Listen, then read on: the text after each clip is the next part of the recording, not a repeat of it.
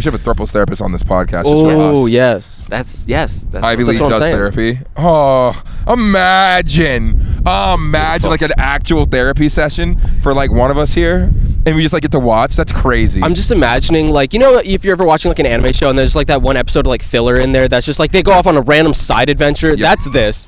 Ivy League goes to therapy.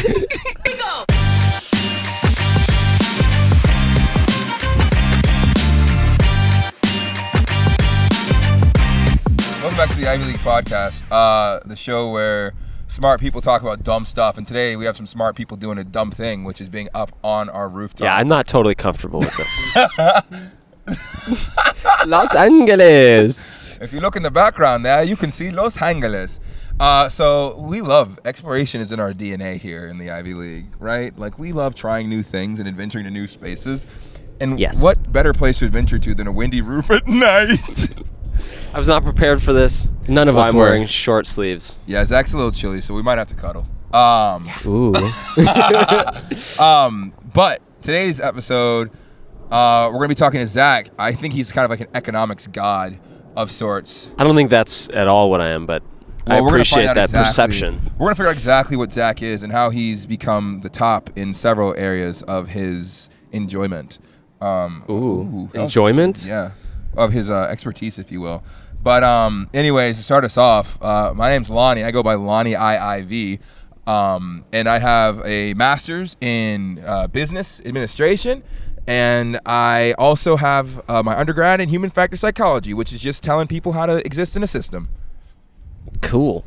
Is that too loud? No. Good. You're good. My name is Sam. I have my degree in aerospace engineering and a minor in astronomy and astrophysics. The one time you actually remembered, I forgot. Wow. Sam looked at me like I was about to punch me. I always used to say his minors. I'm like, you have two minors. Why don't you ever say that? And they're really cool. Yeah, nice. Right? Thanks. Can you repeat that just one more time? Yeah, say it again. Say it slower. Astronomy and astrophysics. Whoa. Damn. All right. Sexy. Go ahead. I'm Zach Ferraro, and I have my undergrad in information technology is what I finished with, like 9 years after I started, 10 years after I started my degree in finance. So Wait, what? Yeah. Wait, so you were in college for 10 years? I didn't graduate until 2019.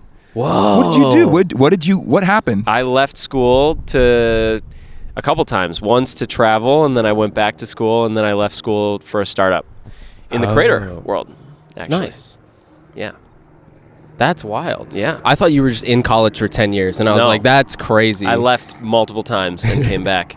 I've had taken a very circuitous route to where I am now. Did you hear that vocab word, guys? Charcuterie. Did you also hear that helicopter? Did you hear that helicopter? Luckily, it's moving and it's not going to just stop over top of us, so you can't hear the rest. Actually, it's very common to hear helicopters in LA. For people who aren't in LA, there's helicopters going overhead constantly. You get used to it. Yeah. There's also an airport, like traffic. This is going to be fine. But we're going to learn all about economics today and resource management from Zach Ferraro. So he's the expert on it. But Sam, why don't you just with that intro song? That's crazy because it's your week to do the intro song. What's the intro song? Zach, give me a beat. Yeah. Welcome back to the podcast where we sit and talk about all the things that make the people gawk. That's great. Ivy League Podcast. Podcast. Oh, where'd you find that? They get worse every week, and we're on the roof, so we can't get down to get any instruments this time. We forget. We always forget. Week. And on YouTube, there's an intro. Did you know that? No. Yeah, Ray made us an intro on YouTube. Oh boy, I don't even know if he plays the one that we do. I don't know if he plays these on YouTube. So you I hope not. I hope for the viewers' sake. I hope he does. Zach, what was your GPA? 4.0. No way. What? Yes. It should be. It was a 4.0. I mean, he had 10 years. Do you think it better be? Do you think you're smart? No, perfectionism was a huge problem for me, actually. Like it's like compulsive. And I had perfect grades from the time I was in kindergarten until I was a junior in high school, and I never got a single grade lower than an A.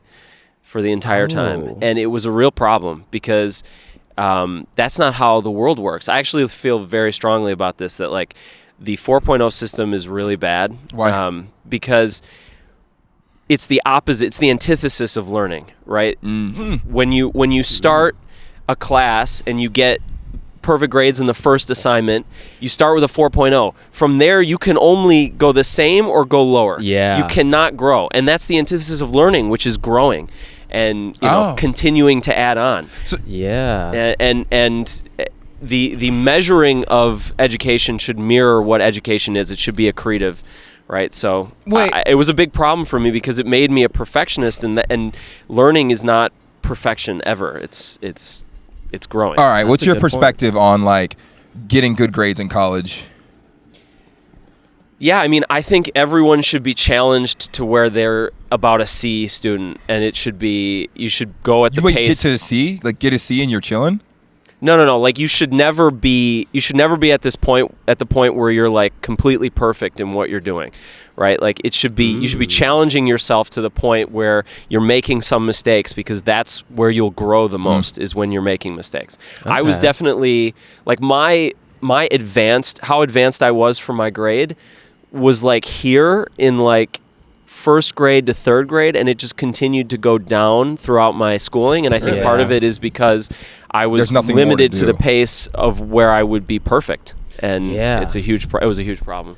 I feel like there's a lot, like I feel like there's also a big like community of like foreign students, like in particular, at least from my experience, that also go through that like experience where it's like they're smart, you know, the first through third, fourth grades or whatever, they're like, you know, peaking in performance, and then from there it just kind of like there's no headroom. Like gifted students. But even the gifted students program isn't enough, because like there's a lot of people that like they'll get into like gifted students program and they're still like performing above what they need to be performing. Like they're still getting straight A's and it's not a challenge. And then it's like they get into like high school and there's AP classes now that you can take. But like for some people, those AP classes are still a little bit too easy, you know? And then that leads you into like, I had one friend who was taking, not you, definitely not let me into the honors program.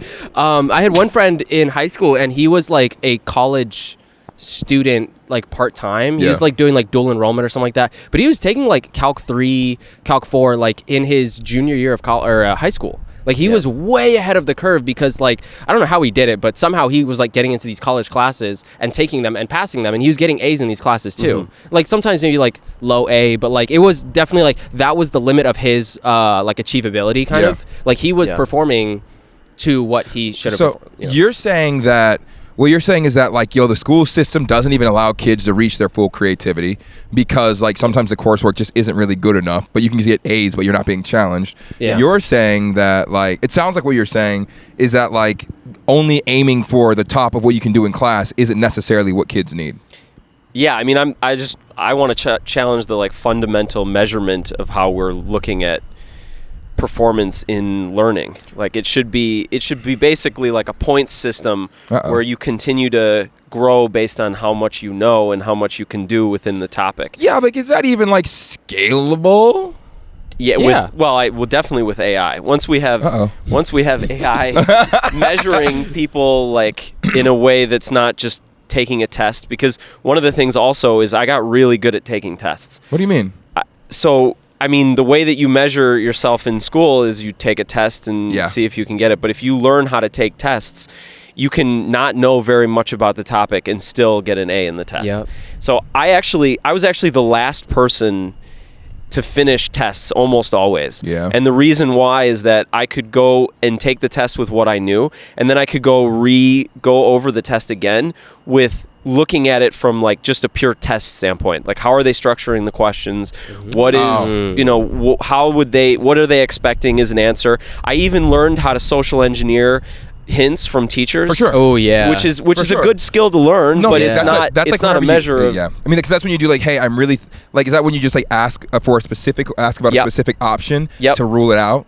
You ask for a specific option. There's a million ways to do it. It depends on the teacher. It depends on how they're going to react. Yeah. There's teachers who will straight up just tell you, and you absolutely need to use that. Or there are teachers who will have a certain reaction to something, and they don't want to tell you, but the reaction will be telling enough of what to you give should you. Be doing and so my goal was to have straight A's, and so I did what I needed to do to get straight A's, and I took the maximum amount of time with every test, and I got perfect scores on a lot of my tests. Did you watch Naruto?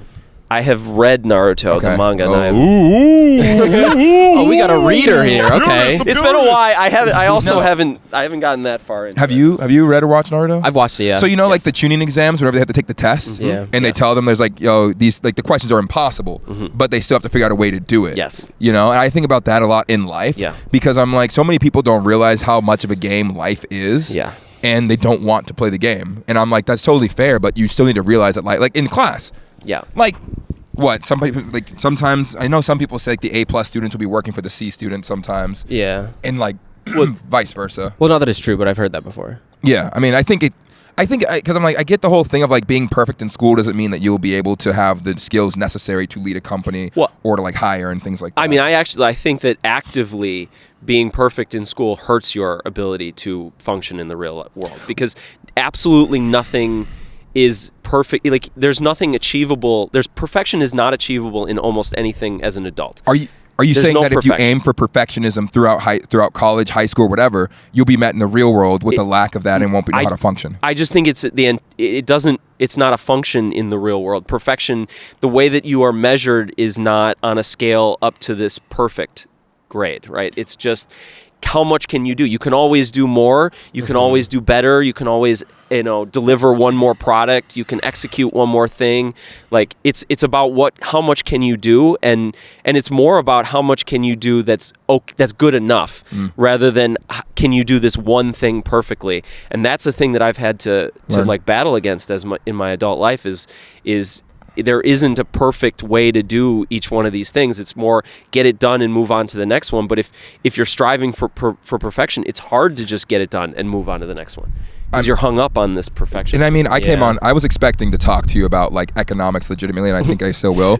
But the idea of just perfectionism and the paralysis that comes with it is like super real, especially for like whenever you get to a spot where you are challenged. And you don't know how to like overcome or face it. What advice would you give yourself from back then if you're like dealing with perfectionism?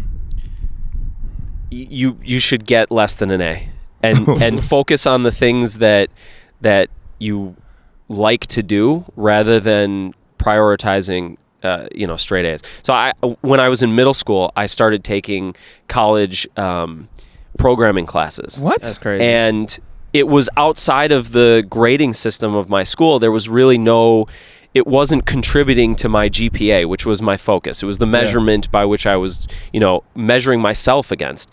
And so I took it and I loved it, and it was very productive, and I stopped doing it because it was not contributing towards this measurement that I thought was, how good I am at the most important thing, which was schooling, which it is important, but if I would have stuck with programming, I mean, who knows? Like, I'm very happy with where I am, but like, I probably would have been an incredible programmer by the time I graduated high school had I continued that through middle school. Yeah.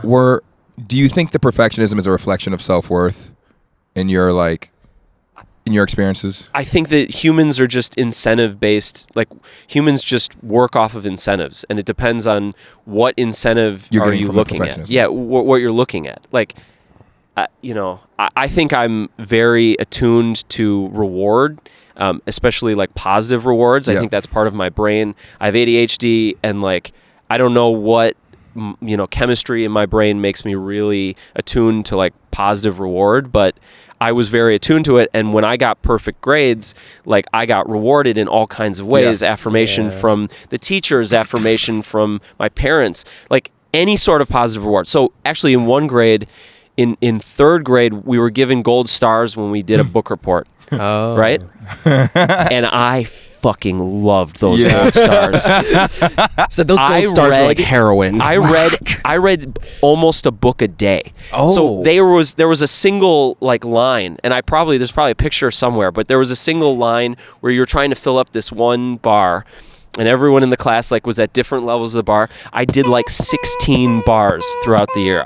Dang. They just kept adding new lines because I would just crank out the book reports, and I was like, how do I optimize for these books? I'm going to read the shortest books, as many as I can, write the book report, just crank them out. And those gold stars, I'd be like, yes, look at all those gold stars. I have the most gold stars. And like, that doesn't matter, but no one told me that. And everyone was just reinforcing this idea that like, oh, really smart. Wow, that's really great. Yeah, it's really great. But I could have been putting my mind towards things that would have, continued to progress me further. Exactly. Or at least reading harder books. I was not optimizing for that. I was optimizing for the incentives that I was given. And I think everyone does that. I think actually it's just like universal. Yeah, but not everybody focuses in so tightly as you have with those things. Yeah, but it's all incentives. So even the human brain is working off of incentives, right? Literally dopamine and opioid, the dopamine opioid process of the brain is like incentivizing you to do certain things. Yeah. So when you're hungry, the hungrier you are, the more release of hormones you get when you eat, and that's why it's more satisfying. Yeah. And that's also why like drugs, like really high dopamine releasing drugs ruin people's lives, because it overrides the entire incentive system that your brain normally has to only want that drug because it's more powerful than any other release. Yep. So, I mean, I know I was very attuned to the gold stars, and so that was my incentive system, and that's how I operated. Gold stars, Zach. Yeah. Did you ever think of like, was it like the gold star itself or like the work behind it? Was it just the gold stars? It was the structure of the gold star, and then what it, everyone else seeing it and recognizing it, and the ranking of like everyone next to each other, and I have the most gold stars, and my parents reinforcing it, and the teachers reinforcing it. So it's just so many different centers of just reinforcement. But I was gonna say, did you ever think of like just sneaking in during the teacher's break or something like that, and just adding a couple gold stars to your name? That I was, because we had that system in my school too, and I definitely, did you? Yeah, I think we did too. Because I had that same mentality for the first like 4 pages of the first book that I read. I was like, I'm gonna be the best. I'm gonna be the best there is, because it was like 3rd grade. I was just like, I'm already performing higher than like everyone else in the class. I went to school in Florida. I mean, there weren't that many smart people in Florida. So praise brother. Come on now. So I was like, I was already performing better. I was like, oh, might as well just start stacking gold stars. And I got like 4 pages deep into that book, and I was like, I can't do this. I didn't get a single gold star after that. Maybe your dopamine's broken. Did you think about that? Can't be, because I did it in math and all the other subjects. Fair enough. Also, this is probably why I still read at a 3rd grade level. I'm an awful reader. I mean, that's fine to optimize for something that you're really good in too. Like, I think that's totally fine to not get the gold star in that.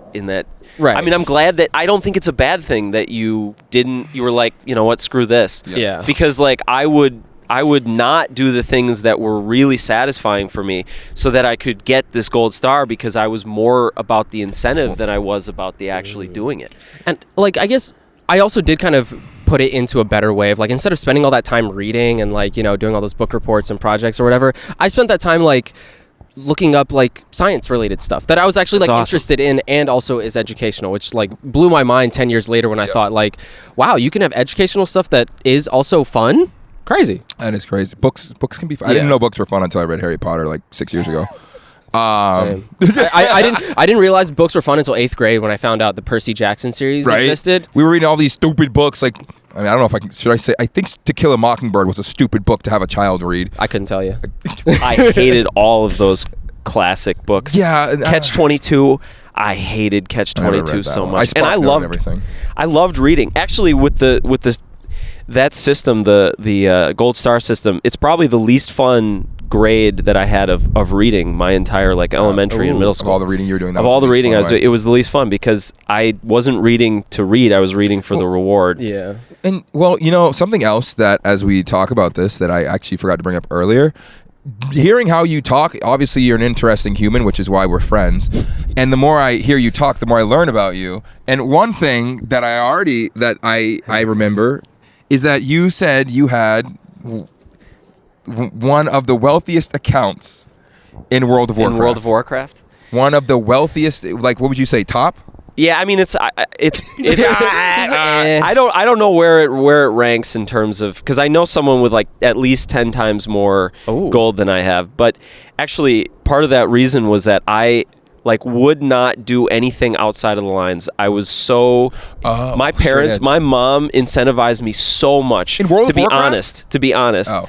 So there was one time where there was duplicates. There was a hackers that were duplicating items, and I didn't feel right about investing in it. So I could have probably been one of the top, if not the top, but I wouldn't do that, and I never bought it. I never did anything against the rules. What percentile of top 100 probably accounts in the world ever? World of Warcraft is the big game. So yeah, if you don't know World of Warcraft, it's been around for how long? How many years?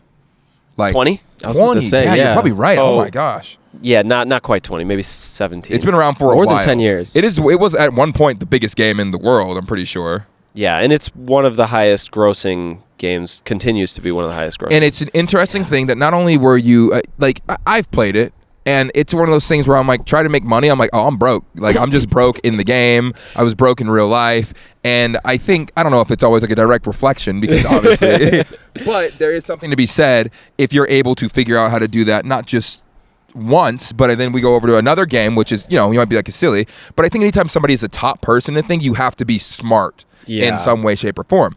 And in Neopets as well?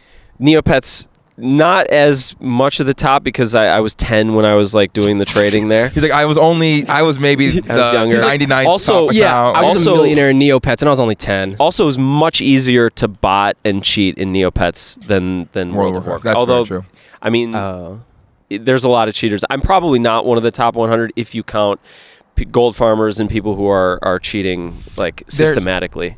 Whenever I asked you about this the first time, you said the thing that, because I'm like, what differentiates a person from being able to do that versus the rest of the however many millions of players who jump on and try it? Because I'm like, the thing that you realize in those games that allow you to set yourself apart, even in that space, and probably like you have in the rest of your life, is something that I would say 99% at least 99% of everyone else does not understand.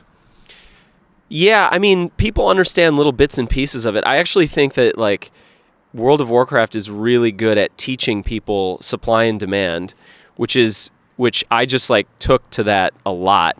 And everyone understands it to a different degree, but that was like my entire focus. So I can look at the auction house and I can see in like a couple days like how the supply and demand is moving across the different markets. And when you say supply and demand, I think of everything like visually. I have no visual system that I have experienced anywhere else in the world to accurately understand it. Like I can say like, if it's like, usually I can put like an analogy to something to make it very simple to understand, but supply and demand, and you did it in the games, but also I would assume this is a skill you also have in real life that applies similarly. I mean, it applies to real life, but I learned it from the games, because supply and demand in the games is the most simple, straightforward that it can be. Basically, there are items that do a certain thing in the game, and people want those items to do that thing, and they are willing to exchange their gold, the currency of the game, to get those items. And depending on how much they want to get those items, the price will go up. And depending on how much supply is coming in from however those items are being obtained, usually randomly dropped in the game, like you randomly obtain it, and that can be configured higher or lower. That's what, determines the price of the item. How much someone wants it, and how much supply is coming in, how many there are. You're saying it in a way that's supposed to sound very simple. I know that's what I know the definitions you're explaining. Did you get it? Yeah. Okay. Wait, let me try it. Let me try it again. I feel like I represent a small listener, a small group of listeners out there who are like my brain was fizzing a bit. It's like, settle in, boy. Yeah. Let Grandpappy teach you about supply. So what you're saying here, that because you understand supply and demand, you were able to differentiate yourself in this game, but also it has helped you advance further in daily life. I mean, definitely. It's like the fundamental way that our society operates. Yeah, I think you're right. But you gotta stop using words that have more than 2 syllables. I understand fundamental. I mean, Try again. It's money is a representation of value. It's just a representation of value. Yep. So and use it numbers. doesn't. Use $1. Yeah, $1. Okay. Okay. How much? And then you have any sort of item. You have this water bottle. A water bottle. Zach, alt text Zach puts a water bottle on top Yes. of our makeshift fireplace that will certainly fall over and wet our equipment. Let's see if I can balance it. Okay. Okay. The wind is blowing. This bottle Yep. is, let's pretend that this bottle, it's necessary to live. This bottle is necessary. I have to have that bottle to live. Let's just say it has water in it. Yes. That water is necessary for me to live. A bottle of water. And everyone has $1. Everybody here has $1. You have $1. I have $1. You have $1. We all need that water bottle. You will pay that full $1 to get I will give you my entire $1. You get an to entire that water because bottle. I need it. I have to live. Otherwise, Yes. I'll die. Okay. Now let's pretend that this water bottle does nothing for you. I don't want it. You don't want it. You don't care about this at all. I don't need it. You won't give that $1. You won't not- give why would any I of give that my dollar? I $1. You don't won't need give it. 1 cent. I won't even give an iota. Yes. So every product, everything in the world is somewhere in between that 0. Most of them are between that 0 And the everything. 1. Some things, like certain healthcare, like shelter, to a certain extent, Housing. is close to that $1. So It's not above the 1? people need to use whatever they can to get that $1. Oh, because you're saying that if you don't have it, you can't live. You can't live. Yes. No. But most things are in between that 0 and $1 mark. And playing World of Warcraft taught me that, like, how to measure where that item is. Yeah. Because you can tell in the game, like, how much. You can just look at the auction house and you can see how much do people want this item? How useful is it? Based off of how much are they paying for it. Okay. And also, if there's a lot of supply, how often it's getting bought, right? So, I don't. So I need to get better at explaining that. no. That was a good explanation. I didn't. Okay. But I'm glad you got this. My follow-up question, because like as soon as you Yes. said that, when you were saying it the first time, I like imagined. I was like, okay, I'm the if dumb I had person to in this explain this to someone, conversation how would I explain it? But it's kind of like, in my mind, the first thing that came was like, so you have, say, a product, say like a sword, right? And Yes. everyone needs a sword, right? Or, everyone needs a sword to a different degree, depending on where they're at in the game or where they're at in life or whatever. And so say, there are X amount of swords in the world right now. There's X amount of players, which is greater than the number of swords. So there's 50 swords and 100 people. Yes, exactly. So people do need swords, right? And you see a ship in the distance and it's carrying a shipment of 50 swords. And there are people that need swords and they will pay money to get the swords because they need to beat the bosses, Yes. right? And they only have merely little slingshots. Yes. So they need the swords to beat the bosses. So if I go ahead and wait at the dock and buy all 50 of the swords, Yep. as soon as they come in, Yep. I will have all of the swords and they will have to buy from me. Yep. So if I know that if the average player who's level 15 where they're about to beat the boss or whatever, they have on average 700 gold. Yes. I can start charging them 600 gold. Yes. Or 700 gold or 650 or whatever, because I know they need this sword. They're going to spend that money. Yes. And that's kind of, or if I know everybody has, water bottles laying around and I see a shipment in the distance and it's carrying 1 billion water bottles, I'm not going to buy all of those water bottles. I don't care about those water bottles. You I'm don't going to care. look somewhere else in the sea and What? look for a different ship. And that's contingent on the ability to have the capital starting off to buy. I mean, Right. yes, it's an iterative process. But once you understand the fundamentals of it, like I can start, which I did recently with hardcore. I started with 3 gold, and I'm at like 1,000 gold in like a couple weeks, which is a lot in hardcore. Yep. Because you just understand fundamentally what you're looking for, and then you find it. So what you're and then looking for. So what you're you're saying like looking if for. people are looking to like make more money. I mean, I guess the kind of Yeah. thing with it too is like whenever I decided to become a content creator, I said, well, what do people actually need? Because that's going to bring the most stability in terms of like what I could do for the longest. Because I'm like, yeah, I could go be a mechanic, which thank God we have mechanics, but like. I mean, we still do need those, but I'm like, I think that's kind of, it could be threatened in a world of like more like automated service, whatever. Maybe that's a bad example, but like I tried to look at something that I'm like, there's a demand for this thing and move towards that field where the demand is bigger instead of just doing whatever, because I'm like, I like it, but the demand isn't quite there. And because I moved towards what I knew there would be a demand for, I'm now in this industry where I'm able to like capitalize and do it again later on down the line and like kind of level up from there. Yeah. Yeah. Well, once you get past the items that people, or the products or whatever that people absolutely need, people will, if they have a lot of excess capital or excess money, they will pay a lot for things that make them feel good. So you're saying that's like... So you're saying, and since there's like levels to it, you have the first baseline level of like, yo, I need this for survival. They need this product But then once you get past the people who have what they need for survival, you're dealing with people with like excess availability. And when you're navigating in that space, it's a lot more volatile, or you can charge different ranges of amounts for value, however they perceive the value. If it's incredibly rare and it gives status, people will pay almost anything for it. That is above the, once they have their needs met. And that the game also teaches you that, because no one actually needs anything in video games, right? No one actually needs anything. It's all just for fun. So these items that give status to everyone and make you seem cool in the game, people pay crazy amounts for that. And you're saying that's in World of Warcraft, in real life. It's reflected in real life too. Yes. Yeah. However, unlike the game, in real life there are things that people absolutely need, like food, and shelter. Water and shelter, and like that's actually one of the things I'm really grateful about, and what I love about learning about capital and economics through video games is the comparison to real life. And you understand that, like, we can't just let the free market, the way that it is in World of Warcraft, the way that it is in a lot of cases in the real world, we can't just let that exist. We can't let that determine some of the costs of some of the products, because people absolutely need that to live. And in the game, if you can't afford it, you just don't get it. Yeah. Right. And in reality, if they just don't get it, they die. Yeah. And we shouldn't be like allowing that to happen. But I do let that happen. I love that happening. He said, but me, I'm different. In the game, he said, but in World of Warcraft, I be killing bitches. No, in the game, I will buy up all of an item, and I will raise the price of it. Yeah. Actually, if you do that too much with certain products, you can get banned by Blizzard. They would come in. Yeah, how was your relation? How was your experience with the actual team? Because being one of the top accounts, I'm sure that also brought a few. That's another thing about life and living that I've learned from being out here in LA.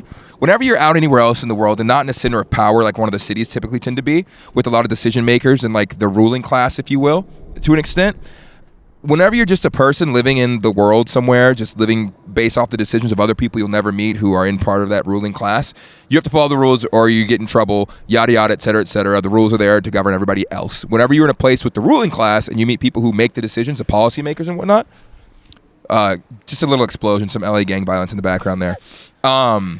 You get this, the world is very different. It's so interesting how things shift. Like, whenever you break a rule as someone who's maybe in a very influential or impactful space, like say if you're one of the top players who breaks the rule, instead of being like a new player who jumped on and broke the rules, Blizzard might come and talk to you and be like, hey buddy, don't do that anymore, all right? We're gonna give you a chance here. Like, don't mess up our game, instead of just like banning your account immediately. And that also reflects in real life. If you are somebody who donates a lot of money to a certain organization and you break the rules or do different things, they might come to you and say, hey, don't get caught, or like, hey, stop doing that. Whereas everybody else, you're fine, banned, you're in jail, all this other stuff. But whenever you're an influential person, the rules are different. Yeah. That's very true. You don't really, I don't know if any of the goblins, so people in the like gold making community in World of Warcraft, they call themselves goblins. Gotcha. Oh, you're a goblin. You were saying what's the relationship to Blizzard? So I was just gonna, I just had an anecdote because so you can trade items in gold for real money, and now they've implemented a system of tokens where you can buy actual like cash the cash that you can use towards Blizzard products in the game. But before so you can that, work in the game to get more products from Blizzard that are real life. But before that, the only exchange for like real money was through like black market stuff. And I had an Eastern European hacking group that was coming after me for a while, and they hacked my account like 11 times, I think. And what they would do is they'd social engineer support at Blizzard to change the details on the account, change the two-factor authentication, which they would then use to change the email, and then they would get into it and take all of my stuff. And it happened like 11 times. Isn't the point of two-factor authentication to... Yes. Yeah, but if you can social engineer beats everything. Yeah. That's one of my favorites. Okay, so for anybody who doesn't know, social engineering, I spent a little, because I got to prepare for my time in the CIA. Yeah, of course. But social engineering, for those of you who don't know, is a form of hacking, which is, it's classified as a form of hacking, but basically what you do, oh my gosh, I don't know if I can tell you guys this. I shouldn't tell you guys this, so I might not tell you this. Social engineering is a type of hacking where you go basically person to person. So instead of trying to hack hardware or software, instead what you do is you try to quote unquote hack the person. Yeah. This could look like something like, oh, hey, like you walk up to, say there's like a 120-minute line at Universal Studios. Instead of waiting in that 120-minute line, you can do some social engineering or social hacking. You go to the person who's handing out the fast passes and you say something like, hey, your boss over there just sent me to pick up a fast pass, Mary. She told me to come talk to you. And then he's like, oh, yeah, Mary's in charge. Gives you the fast pass. You walk to the front of the line. That's social hacking. Correct? Yes. Exactly. So, I mean, I don't know if I gave the proper definition. Yeah, and some of the biggest, like, earliest like computer hackers, this was a huge part of how they were hacking. Kevin Mitnick, rest in peace. He was one of the biggest hackers. I think he passed away just recently. I think he was one of the biggest early hackers, and he was an amazing social engineer. And it's basically no matter how robust a system is, there's always a human vulnerability. Like humans are the most vulnerable part of any system. Which is, I mean, that's a whole field you can study too. Like you get degrees if you're unaware, but that's a whole thing you can study, get into. I'm a part of a few Discord servers that I'm actually scared to say anything in. Oh wow. Yeah, I'm terrified to speak in there because I'm like social engineering. Don't worry, they already got your social engineering and hacking. Like I'm in a few, just kind of trying to learn, but I don't say anything because I'm like the moment I say something, they can look at my you know. Being a target is probably the best way. Exactly. Is the best way of not getting hacked is not being a target. Oh yeah. But that's tough when you're an influencer. Massive you have massive target. But so actually Blizzard used my account as a case study to try to figure out how to make their services more robust. Nice. So if you friend me on Battle.net, you can see my name is Zach Ferraro, see account notes. Because there's a whole list of notes of like, this is what people are going to try to do to try to get in, and like, don't let people do this, and this is the history of it. Whereas like most people just have their name. So that's my relationship to Blizzard. I mean, it was cool that they like used it as like a case study. Yeah. That's hilarious. Yes. How do taxes work? Why are they so complicated? I mean, any system that the more complex it is, the more space it is for people to make profit within that area of the system. Oh yeah. So insurance is like that. Law is like that. Finance is like that. I mean, there's good reasons that things are complicated, but a lot of things, the more complicated it is, the more you need like a specialist to do it. The more you can build a company around simplifying something, and then now that company is making profit in that area that probably could be eliminated entirely. And that's why they don't get eliminated, because it's generating income. Well, there's lobbyists that prevent it from being eliminated. There's literally been lobbying to make sure. If you guys aren't watching, they don't want you to know. Yeah, it's a lobbyist. They don't want you to know. Sorry about that, guys. The lobbyist just knocked over our camera. You can probably hold it up with that black chair, Sam. Nope. That's a better view, but it will fall over if you put it up there. Yep. Alt Tech Sam tries to reposition the camera. Hopefully you guys can't hear all of this wind, but it is getting windier up here. God. It is getting much windier. Very, very concerning. For what? You're not going to get blown off the roof, Zach. I mean, maybe if you stand in the wrong spot. Please, wait. Don't. Come on. Alt Tech Sam pretends to be a ghost and flails around on the rooftop, giving Zach anxiety. Yes. It's from my mother. She's going to see this and be like, you were on a roof? I hope. You were on a roof? How dare you? Roofcast.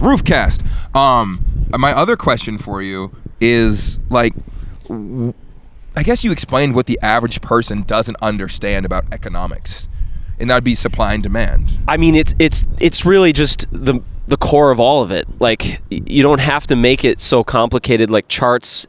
I mean, the way that they teach Econ 101, I think, is ridiculous. Like, just I didn't understand anything in there. Throw people in a digital economy and just have them talk about, you know, how much of this is coming into the market, how much of it is going out, what the price points, are they fluctuating based on different factors. Like, you would learn so much more about how the actual economy works doing that than looking at the supply demand charts that they use in Econ 101. Imagine the next generation of Econ 101 classes is just like, hey kids, should be. here's a World of Warcraft account. You're going to play World of Warcraft for the next 3 months, and then your capstone project is... I would not do good. I get so distracted. I'm like, I'm level 60, or I guess 120 now. No, you would love it. I think if I would like to teach that at some point in my future. I would love to teach that class. I'll do it. World of Warcraft, or let's play World of Warcraft. You teach me just econ. a World of Warcraft economics class where see what I mean? Though? He was like, I'm not an econ guy. I don't get economics. I mean, yeah, and then because when you say economics, you what it brings up is really the study of economics. Yeah. And the study of economics, I don't like the way. I mean, the way that most people's relationship is to it. If you're an economics person and you go deep into it and you're in the theory of it and everything, well, then that's fine. But most people's relationship to economics and the study of economics is not what I would bring up. It's just like basic supply and demand, which is economics, but it's also psychology, it's also finance, and it's okay. Well, here's a question: if there's one thing that you would teach your kids in regards to like making money, what would that be? One thing, simply. One thing. Like if you had to teach your kid, like if you were, say this, you're about to fall off a cliff and your kids need to know how to make money for the rest of their lives and how to be well off, what do you tell them? Your parting words. Like Simba Mufasa style. Imagine you're like hanging onto the cliff and you're just like, forget about the P&L statements. Ah! It's all about cash flow. Yeah. Oh, man. What did he say? I don't know how to make it a succinct thing. Did he say I love you? I wish. Something about risk, but I don't know how to say it. It's basically like, don't risk. Know what your margin of risk is. Know your margin of risk. I'd be pissed. I don't know. I'd be like, really, Dad? What am I supposed to do with that? Oh, really, Dad? My father's last words to me were, know your margins of risk. I mean, maybe just like sell new things to rich people. Oh, okay. What would you sell to rich people? I'm still figuring that out. No, I mean, okay, wait. In World of Warcraft, 10 years ago, what would you have sold to a rich person? 10-year Bitcoin. I mean, I don't know, like the concept of digital currency. 10 years ago, I was writing about digital currency, so kind of, but I could have easily like made content about it. I was scared of the internet until like a year ago. Guys, you can't hear. You guys can't see or hear, but the wind is tossing around our box light up here, and Zach, we went on a kayaking trip to Hawaii and kayaked 17 miles around the coast of Hawaii, and you're scared to be on a windy rooftop. Yeah, the kayak wasn't on a roof. That's why I was. Yes, that's why we kayaked and we didn't hike that cliff. There was sheer cliff. Bro, there was a cliff that we saw when we were kayaking. This cliff had to be about 400 feet up in the air, and it was about. It's not that bad. 400 feet? Yeah. No, 400 feet will kill you. It doesn't matter if you're 400 or 1,000 or 10,000. You will die either way. No. I thought you meant like you're going on a hike to a cliff where you're gonna like look. No, over there was there was a path. cliff hike. You're 400 feet and you're like your shirt a tiny so don't little. fly away. Yeah. I'm grabbing alt Like text. I'm grabbing Zach's shirt so it doesn't huddle together. So we don't get blown off this roof. Yeah, the cliff. I would never have done the cliff. It was like the most dangerous hike in the world, and instead we kayaked, and that was fine. I'll take my chances against a shark versus a cliff like that. Nah, I'm fighting a cliff. So I'll fight a cliff. I'll fight a cliff over a shark. I'm throwing hands with that cliff. Yeah, I'm fighting that cliff. 400 feet got nothing on me. How do you win against the cliff? It's tearing the box light apart. No, that's just how it is. That's Jennings. Hope he doesn't see this. He's like, why was it my box light on the roof? Did you bring the cards out here? Oh yeah, the cards. Yeah. Ooh. Guys, it's right there. Don't get up. Right let Sam go get it. Careful. Alt text Sam stands. It's right there. It's right there. Don't go so far, Sam. Please, Sam, please. I put it right. Yeah. Pick a question for Zach.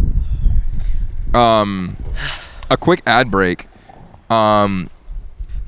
Your moment is here. You can do TikTok. We need better ad reads. I'm gonna have ChatGPT make ad reads. Fourth wall.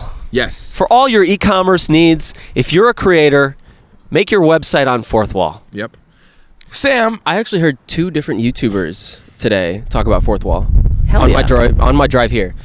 Oh, I am cut out. We're popping off. Fourth I Wall was like, whoa, I know that. Fourth Wall is actually, if you're a creator, it's a great site to use. It's better than Patreon, better than like Teespring and Printful, because it's like everything all in one place. And I very much enjoy it. And Zach works there and does a good job. This is not a paid promotion. I'm saying it because he's right next to me. Yes. And because I use it. But if you guys want to sponsor us. Yeah. Not yet, probably. Read it. What's the question? So when is it okay to lie to your partner? All the time. If they ask you to.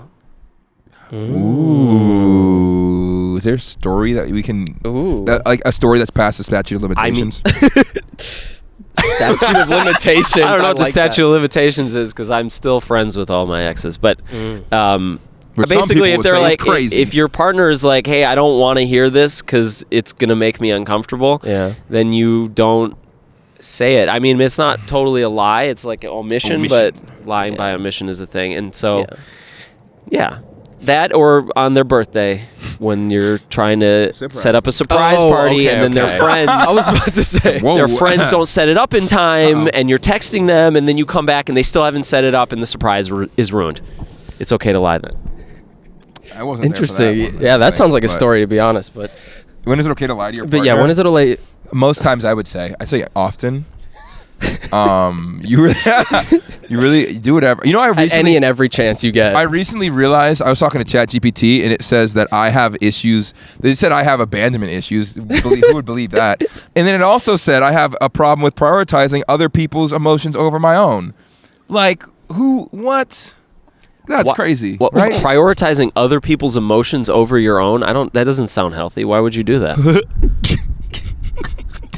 Silly boy. Why would you do that? Is that a thing that ChatGPT says you should do? No, it's like that's his problem is that he does prioritize other people over his own. Zach was like, do people do that? Jesus. Imagine being emotionally unhealthy. Couldn't be me. Yeah, it says I do that. Well, I mean, I think a lot of people have a hard time like understanding their own emotions. Mm-hmm. It's easier when you're like paying attention to someone else's emotions, I feel like. Oh, do you feel like you know your own emotions? Yeah, pretty much, probably. Next question, Sam. Next question, Sam. Hey, make sure you guys join the Discord and leave a comment and stuff like that, because help me. He's like, where's that question, Sam? Sam? It's a boring one. Sam pulls a question out of the box. It says boring. Not these. Oh, Sam, is this your high school letter? It is. You want to hear a funny story? It's so warm. Sam's high school. We talked about this last episode. We talk about this a lot. Yeah. Sam's high school. Lonnie's high school sucked at football. That's not what happened. Sam's high school. And he's salty because he played football, and my team would always beat him. Sam's high school paid for all their athletes, and they weren't even really Christians. What? Yeah, so I don't even know where this is going. Their high school name was North Florida Christian, and quite frankly, I don't think that's a fitting name because they were pretty mean. We had Bible class every day. They were pretty mean. Read this one. Should you have the password to your partner's phone? Should. The ones I'm pulling aren't that juicy. Well, you're pulling Should you them, have the password? I feel like it's perfectly fine to. Sam's really struggling here. These aren't like as good as I thought they'd be. Well, ask each person in the group, what about me annoys you the most? Uh-oh. Go ahead, Zach. This is perfect. A noise? Yes. Go ahead, Zach. I feel like you're too hard on yourself. Boo! That's annoying. He's like, it bothers me. Yeah. This dude. Interesting. I mean, it's just like I don't know. There's nothing about you that annoys me in like a you annoy me type way. But I don't like when people have. You know what I don't like about Sam? He said, "I've been waiting for someone to pull this damn question." I got roasted last week. It's Sam's turn. I feel like sometimes you don't know what you want. Mm-hmm. and you don't do anything about it sometimes. Yeah. That's what annoys me. Well, that wasn't a good one. Dang it. It's like, yeah, I was prepared for that one. You have no power over me. I mean, he's a young boy. He's a young lad. Sam is pushing 30. figuring it Sam is pushing 30. No, I feel like the only thing that 25. annoys me about you is like, I'm like, Sam, you can do whatever you want. And you're like, I don't know. And I'm like, be a main character. Well, that comes right alongside the negative self-talk or the you know, like the more positive you are about yourself, the more you enable yourself to do whatever you want because you feel like you can do it. So everyone just needs to talk themselves up all the time. Not be a narcissist about it, but like, you know, Hype yourself. It's hype okay yourself to hype up. Yeah. Do you hype yourself up, Sam? Yeah, sometimes. Uh-oh. Sometimes. I mean, yeah. I'm on it on the daily. Let's see you. Can I see you hype yourself up right now? Ooh. Let's see. Uh-oh. Alt text Sam rubs his hands together up I'm here on getting this in rooftop character. in the middle of the wind. You have to get into character to be nice to yourself? He said being nice to me is a character. Yeah, this is just a front. It's a different. I don't know. I feel like my God. sometimes Nothing. as soon as I start, Well, you went into character for what? I don't know. I can't. You like, say I don't know. That's the first thing you've said twice.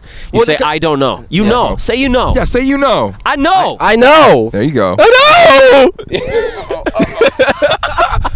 One of these days, I'm going to make Sam cry on this podcast. Okay. What I'm going to do, I'm going to bring a therapist on one day and not tell him, like, get him. That's how I felt with the episode Maybe when Sarah. Sarah, because she's like a therapist, Yeah. I guess, or she works in like that Yeah. field. And she's like, well, why do you feel that way? Yeah, she's really opening up some stuff. I was like, whoa, what's going on here? Yeah, why am I Whoa. feeling? What is this thing I feel? I'm leaking. Watch that movie. Yes. Go ahead. I know I'm smart. I do know I'm smart. Good job. I know I'm qualified for certain things. I'm qualified for certain It's more things. or less like situational. Like whenever I'm talking to people about some things, I'm like, oh, I know what I'm talking about here. Or like whenever That's all intellectual. What about, that's personality? Just confident. Just like hype yourself up. Just like Can you give me an example? Can you use it in a sentence? Can you? All right. just don't say I'm smart about certain things. I'm qualified for certain things. Be like, I'm a very competent person and I'm smart as Look at me. Alt text Sam sits in silence, I'm nodding thinking, his head, staring at thinking. Zach. Not even repeating back to him what Zach just said to him. Well, I don't want to just repeat the same You thing. can. You can repeat it. Okay. I'm a very confident boy. Nothing Nothing is ever good enough. All right. I am a very confident, well-established man who knows quite a many things and has quite a fun personality. Do we I like mean, that, Zach? it was an accent to distance yourself from the statement, but I Zach, are you in still good. therapy? No, I need to go. I need to. He said no. been Neither a am little I. while. If you find a therapist, tell me because I need to be in therapy too. So this Wanna do podcast, couples therapy together. we should do couples Ooh. therapy. That'll make it like half. Wait, you have a couple? Do I have a You just couple? leave them out of it and it's just me No, and we you just go? want the three of us. Is that's a A That's throuple therapy? therapy? Yeesh. That's got to be a skilled therapist. Two is already enough. Yeah, that's what I'm saying. One is Three? already enough. Two is a skill. If I'm a therapist and three people walk in, I'm like, pause. One of you's got to leave. One of you's got to go. If 3 people walk in my office, I'm closing the door and walking out. Yeah, I'm like, I'm leaving them in the like, office and they'll there's a figure it out maximum of themselves. 3 people. And it seems like you have your own. I'm gonna take my break. You guys have fun. I wonder if there's like. Polycule therapist. Yeah, there's definitely Ooh. therapists, especially in San Francisco, that specialize in thruples and Really? polycules. Yeah, definitely. I That's wonder how That If you works. if you It are doesn't. one I mean- or know one, reach out to the pod. Oh yeah, Yeah, please comment let me down know. below. I'd love to have them on So here. obviously we need it. Sam needs it. We're doing fine. Why We're would I doing- need a thruples therapist? I guess so. We should have a thruples therapist on this podcast just for Oh, us. yes. That's yes. That's Ivy That's League what I'm does saying. therapy. Oh, imagine like an actual therapy session for like one of us here. And we just like get to watch. That's crazy. I'm just imagining, like, you know, if you're ever watching like an anime show and there's like that one episode of like filler in there that's just like they go off on a random side adventure. Yep. That's this. Ivy League goes to therapy. And I'd love for like the other, like for two of us to just be sitting watching and like whispering to the therapist, hey, ask him about this time. Ask him what this was. Ask him about his ex. Ask him what that was. What was the deal with that? What was the deal? You know? Or just like chiming. It's like, oh, so you cried when your dad hit you? Womp womp. Thanks you guys for tuning in to Ivy League. I thought maybe like my dad hits me. Still? Yeah, he hits me. Man, are we gonna get demonetized? My dad hits me, but like he's just like an NFL player, so he hits hard. That's got to be quite a hit. Wait, no wonder. Yeah, that's why. All right. Yeah. No, he every time like we walk by each other, we'll shoulder check each other. It's all out of love. But as he's gotten older, I've started winning those. Oh. It's been in the past 2 years, and I'm like, your time is soon, old man. Was your dad like a very like eat your vegetables, drink your milk type of person? Yeah, when he wasn't hitting me. No, but like, was he adamant on that, like at the dinner table? Like, make sure you grow into a strong boy. Because in the back of my mind, he's just like, yeah, eat your vegetables, become a strong boy, because I need to keep hitting you. Yeah. Well, he was my football coach, and he was very yes. Yeah. I can't wait for therapy. Yeah. Therapy's gonna be so fun. Therapy's gonna be amazing, guys. Hey, one thing you'd like everybody to remember, or one thing you could say to the world right now, what would you say? That everyone needs to care. People need to care. Apathy it's a problem that we have right now, and I just want everyone to keep caring about things, even though it's hard and like there's so much crap. You still got to keep caring.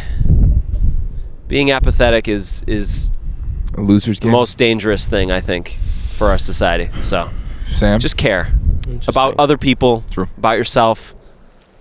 Hype yourself up in a real way, not with an accent. No accents allowed. I would say xenophobia much. Out of here. Just over there. I will open up my jacket, turn myself into a kite. Anyway, the main takeaway I would say is be more confident in yourself, especially if you lack it. More confidence is always key. And also, if you don't know something, play some video games. You'll probably learn it eventually. Yeah. I learned personal financing from video games. So I learned how to spell rosebud from playing The Sims. That was a cheat code that gave you unlimited money. Ah, there it is. Yeah, I guess the other thing is, you can learn from everything. You can learn if you care. Yeah. But you can learn from everything. You can learn from games. You can learn from any other person, anyone you're talking to. You can always learn something from them. Everyone has something to teach you. Everyone has something to teach you. Yeah. Thus, So, this podcast. if your mom ever tells you to stop playing so much video games, show her your World of Warcraft account. Yep. Tell her you're going to be a millionaire with the stock market once you figure out how to sell 20 doubloons. Supply and demand. I would say everything's going to be okay. And everything only gets better. Yeah. That's what I would say. I know it's a controversial statement, but that's what I would say. Oh, okay. Do we sing a song now? Ray, cut the footage. Cut it. Yeah. Ray, get us out. Thank you guys for listening. Goodbye.